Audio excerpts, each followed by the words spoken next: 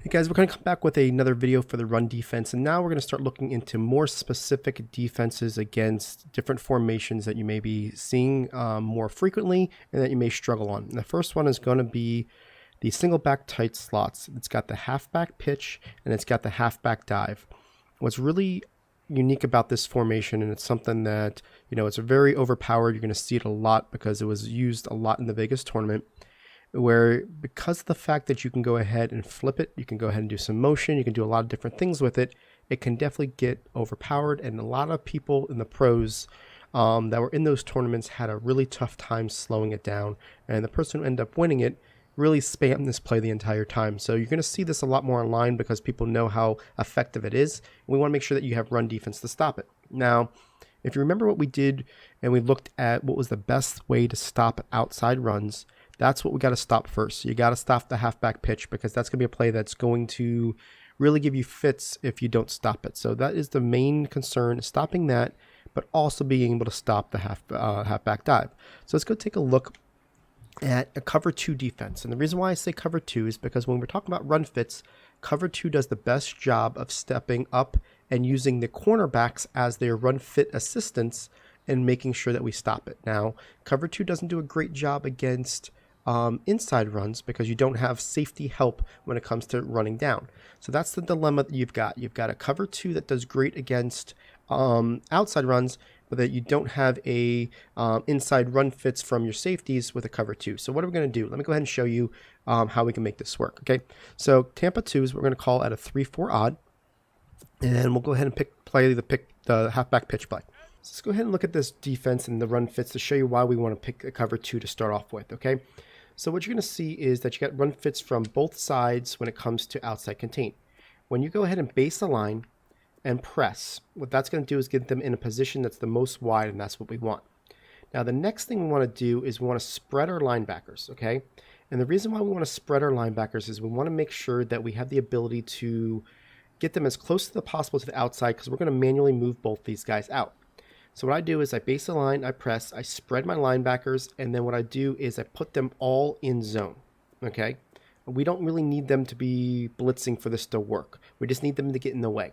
So once we get to that, we're going to move them out to the side, and we'll move this guy out to the side. Now, putting them all in zone is optional.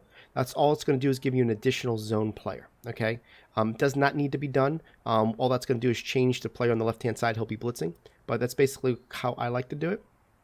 And then from there, what you want to do is go ahead and pinch your line. And then you'll see here that with those players on the outside, they do a really good job of going ahead and stuffing the outside run pitch, okay, no matter which side they put it on. So typically this player right here does not get stuck there. If he does, you want to move him out over here. And you're going to use this player over here, Campbell. And the reason why you do that is because you want to make sure that on any type of halfback dive, you're going to have an ability to kind of cross across this way. And I definitely usually go ahead and also slant my players to the inside, okay? So watch how this pitch first, and what you'll see is that you're going to want to play, when it looks to your run fits, on the left-hand side, you're going to want to play down, and when you see that pitch, you want to play from a trail spot, okay? So here's the pitch. You're going to see that you're going to be able to get a player right on him. Now, this is the concern I want to make sure that you understand. You want to rally to the ball. If you got somebody like Hunt that's got some good trucking here, you can see how he went after my corner. You're going to see that you flip the ball out that way. And the idea of it is to get this one-on-one hit right here. Okay. This time my guy was overran, and you can see that we were able to get that block shed, but you also saw that I was rallying to the ball. If you can get a high tackle player in that position, you're definitely going to help yourself out. But you'll see that that doesn't happen all the time, but it can happen. Okay. So again, base the line, press. You want to go ahead and pinch your D-line. You want to crash them down, and then you want to spread your linebackers, move this guy outside of this player, move this guy outside of this player, and this time we're not going to blitz the guy on the left hand. Put them all in zone, so we'll just leave that guy where it is. Okay, here's a pitch to the left again. We're playing on the side. You can see here how we were able to attack that from that player because we were able to do it. Now, you can go ahead and flip this play at the line of scrimmage just by pressing the right trigger, and you wouldn't even know it. There's no movement that needs to be done by your fingers or anything like that, which is really tough for trying to know which way they're going, because normally speaking, it's going to go away from the tight end. I want to make sure you know that. You know, these are the little things you need to know when you stop plays, is that if it goes away from the tight end is what it normally is. So that's the idea you should be thinking of originally. However, they can flip it at the line of scrimmage. They can flip it at the play call. But for the most part, typically speaking, it's going to go away from the tight end. Okay? So the only way it wouldn't go away from the tight end is if they flip it at the line of scrimmage, because they would, basically be able to do that. So here we go. And what we're going to look at here is how it goes to the right side. So again, base the line, press, pinch your D-line, crash them up, go ahead and spread your linebackers, move this guy out here, move this guy out here, and you're going to see here that a pitch to the right, you're going to get the same success, and you're going to be able to get a great stop, okay? So you got the pitch down, all right? That's going to work with cover 2 by doing that setup. Now, the toughest part about this is that most people, if they can stop the pitch, they can't stop the halfback dive, okay? And when you start doing this, if you can't stop the halfback dive, but you can stop the pitch, what's good, right? I mean, basically, they're just going to run halfback dive on you. That's why this is such a tough scheme to stop, all right? So if we do the same setup, base the line, press, we're going to pinch our D-line, we're going to crash them down, we're going to spread our linebackers, we're going to move this guy out, we're going to move this guy out, and then we're going to use this player, right? This time I'm going to go ahead and make sure I do halfback dive. And what you're going to see here with halfback dive is it's going to normally go to the side in which the tight end is on, right? And then we're going to see here that when we do our run fits, where our player is, we're going to go to the left side each time with this run fit. We're going to crash down, and the reason why we crash down is we really want to make sure that we have that ability to jam up the middle as much as possible, all right? The one problem about this defense is that you don't have run fits by your safeties. So you're really trying your best to not have it go inside. You want it to bounce outside if possible, because that's where your help is. Your help's outside. It's not really going to be inside. You got your 2 linebackers on an island. So you got to know that from a user standpoint. I would not suggest using a safety as well, because if you do so, what could end up happening is that the safeties are something, if you get fooled on a play action or whatever the case is, cover 2 covering a safety can put you in a little bit of a bind of trying to figure out where to be. You can really only cover deep, and you kind of lose the user's aspect of being a middle linebacker, right? So this is where it is. Now, what we want to do with this player is if it goes dive right, we want to stay inside, but then kind of scrape to the right, because they can always cut this back left. A lot of times when you're pinching those players, you can't be overly aggressive on there. Now, we do have this player over here and this player, if they do cut left, that we do have those options, because typically one of these wide receivers is going after that free safety. All right, so here we go. I'm going to hike it. We're going to come this way with it. And you can see that we kind of lived another down with it. That's what you have to do with this cover 2 setup when it comes to halfback dive. You're not going to blow it up in the backfield. It's just not something that you can do, right? Not with being able to stop that pitch as well from this setup, okay? So I'm just going to show it a few times so you can see what you're trying to do.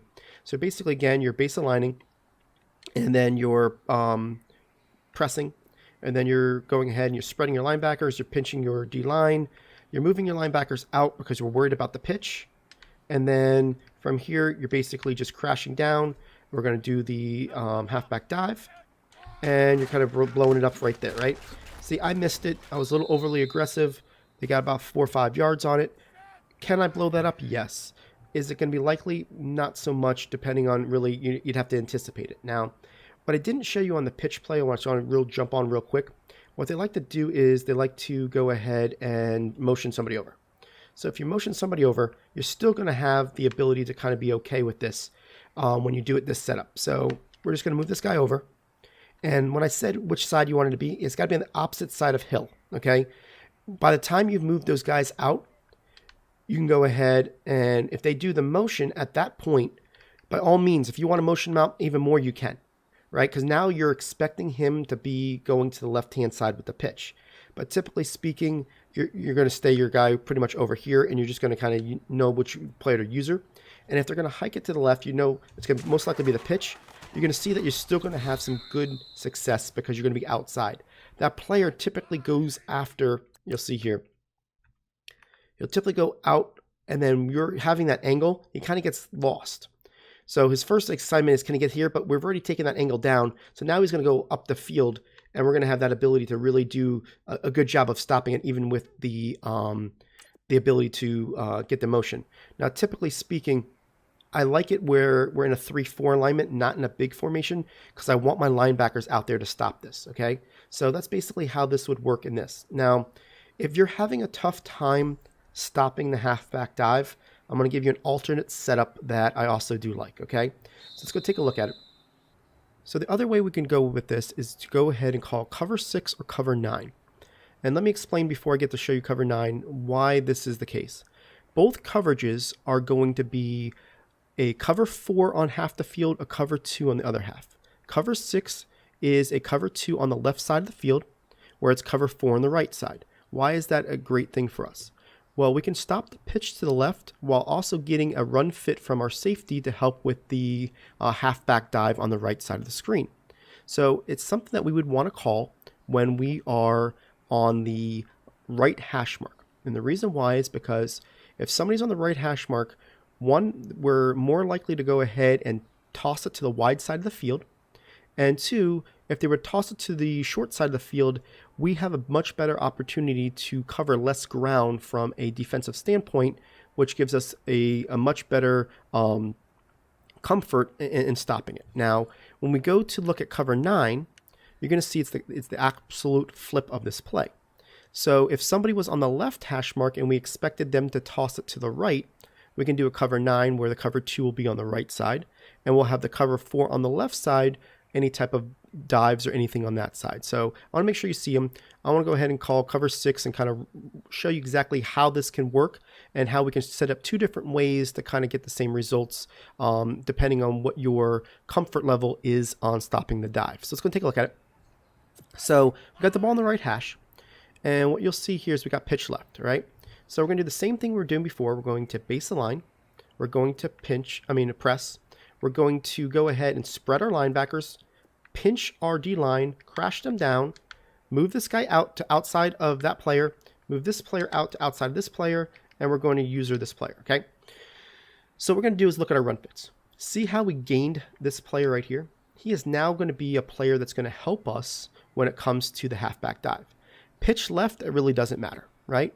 Pitch right, it definitely can help us because he's not going backwards when it comes to being at 10-yard depth before he goes ahead and starts running after our player. So we like that for a couple of reasons. So on the short side of the field, he's going to help us. On the wide side of the field, he's going to help us for the halfback dive. Now I want to make sure you notice that if the ball on the right-hand side, if I do run fit right side, you're going to see that that cornerback is not in run fits, okay? That's a cover 4 corner, which means he's going to back up. So if they get to the outside, that player is going to be dropping back probably about to the 30-yard mark, maybe even a little bit further before he goes down and starts to make a play. It's not the end of the world when it's on the short side of the field. On the wide side, that's just not something that you really want to get stuck in because it's a lot of yardage and then you're usually on an island by yourself at that point. So what we're going to do here is show you that if I'm using this player, and we're going to toss it to the left-hand side, we're going to have the same type of success we did by shutting it down on the left-hand side, which is what we expected because we're using that same cover 2 shell. Now, if they were going ahead and pitch it to the right, we want to show you how that looks like in this setup. Base a line, press, shift your linebackers out, defensive end, crash them down, move this player out, move this player out, and what you're going to see here is you're going to be a little bit soft as far as run fits to the right side, but it's on the short side of the field. So we'll go ahead and toss it that way. We're playing a little bit this way. And you're going to see that time we did a good job of making sure that that player did a block shed. We can't expect a block shed each time, right? So we'll go ahead and we'll flip it over again, base the line, and I'll just set this up real quick, make sure that we all at the same spots. You definitely want to practice this as far as getting those players there. I typically will go left first because I feel like that's the most common way of doing it. It's the right way. So if I'm going to get anybody where they need to be, I need to get that player there. If I don't get to the right side, typically what's going to end up happening is they're going to say, okay, I can go to the right with it. They're going to playmaker it or shift it. It gives me more time to get the right person set up. That's why I always go left first, right? So here we go. We got the right setup. And you're going to see here again that this guy is going to be able to help with slowing it down. What you saw, if you saw from a blocking standpoint, when we brought that player in as a run fit, you can see that they went now used him and they went to those two guys. So basically at the end of the day, what you're going to end up happening is you've got a potential one-on-one with your cornerback out here. But we're trying really hard to get over there. And then you've also got the ability that we're holding this guy up because of where he's at. So a good user would probably either try to cut that upfield, which we would like, because if he cuts upfield, now we've got our user and we've got our cornerback in this really small hole.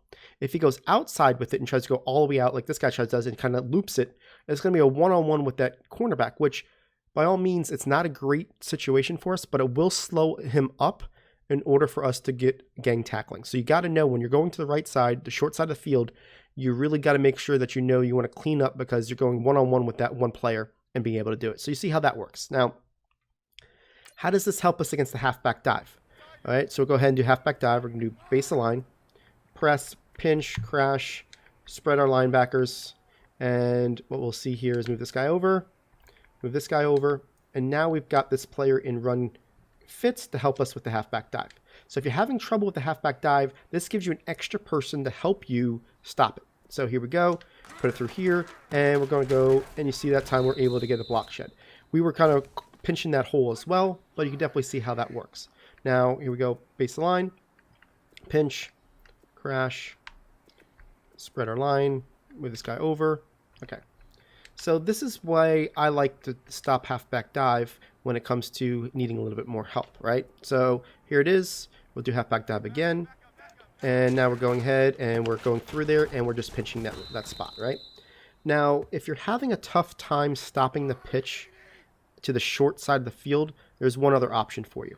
You can base the line, pinch, crash, do the whole 9 yards, move this guy out. But instead of moving this guy out, move your player. Now, what that's going to do is still going to give the same coverage. He's still going to be able to get his player down the field. Typically speaking, if they try to go to a streak here, you can always see that they're trying to audible or whatever the case is. You can always move them back a step in that way. But for the most part, if they're looking for the pitch, you want them down here. And what that's going to give you is a little bit different opportunity here of having another player help you stop this. Because now you've got 3 players to the right of the tight end, not just the 2. And so if that's the case, you can definitely do it that way. It's not going to change anything as far as what it is. It just gives you a little bit more stress on the halfback dive. But if that's the case, you got an extra player over there, you really want to push them to the right of the halfback dive. So here's the pitch to the right side. I just want to show you how this works here. Pitch to the right side. You can see here now that we've got a little bit better opportunity of stopping it by moving that player down. So this is how I'm handling the single back tight slots. I really feel like you're going to want to really practice this, really understand what it is, and because I think you're going to get a lot of practice in-game very soon with this formation, as I think this is going to be kind of one of those metas that's going to take over even more than it already has. Appreciate it, guys. We'll come back with a new video. Thank you.